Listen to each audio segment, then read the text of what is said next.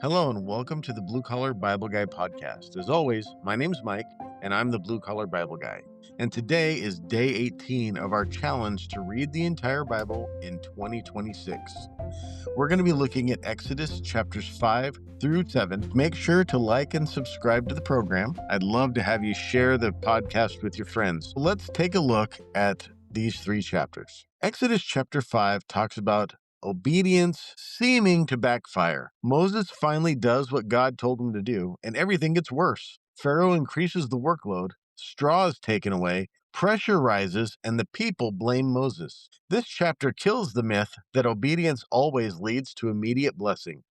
God's will often comes with initial resistance, especially from systems built on control. Exodus chapter 6, we see God reaffirm his promise. God responds not with anger, but reassurance. He reminds Moses who he is, what he promised, and what he will do. The people can't hear it. They hearkened not for anguish of spirit and for cruel bondage, it says in Scripture. Exhaustion can make people deaf to hope. So remember that when you're talking to your coworkers and they're not wanting to hear when you're sharing the gospel with them. There's a lot of things that go into their mindset. And sometimes it's just exhaustion. They've got things on their mind and you've got to get through that and get to the heart of the matter. Exodus chapter 7, we see a line is drawn. Moses returns to Pharaoh. Signs are given, but Pharaoh's heart hardens. Power is challenged and it doesn't give up easily. This is the beginning of an open confrontation between God's authority and human pride. Our key verses today start with Exodus 5:23, where it says, "Neither hast thou delivered thy people at all." This is honest frustration spoken directly to God. Exodus 6:6 tells us, "I am the Lord, and I will bring you out." Here, God anchors hope in his character, not the circumstances. And Exodus 7:3 tells us, "And I will harden Pharaoh's heart." Here we see resistance doesn't mean failure, it means conflict has begun. Our main truth for the day is that obedience doesn't always bring immediate relief, but it always puts you on the right side of God's purposes. This group of chapters speaks straight to today's realities. You do the right thing, like refuse to cut corners or speak truth calmly and hold your line, and suddenly work gets harder, pressure increases, people turn on you. That doesn't mean you missed God.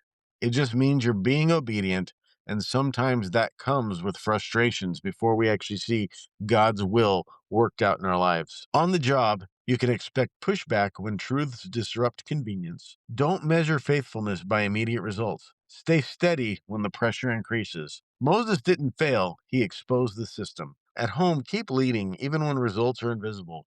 You might be doing all the right things to lead your children in following God, and it takes time. They don't grasp it right away. They may even show frustration or rebellion. When that happens, don't give up.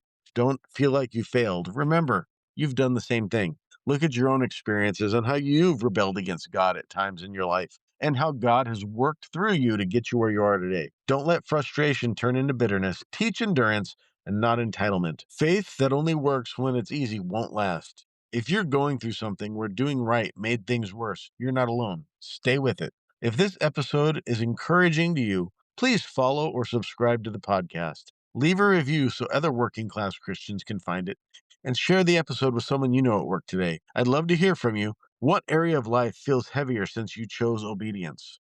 Leave a comment or email me at bluecollarbibleguy@gmail.com. And remember, stay in the Word, stay faithful, and know that small obedience done daily builds a strong faith over time. I will see you tomorrow.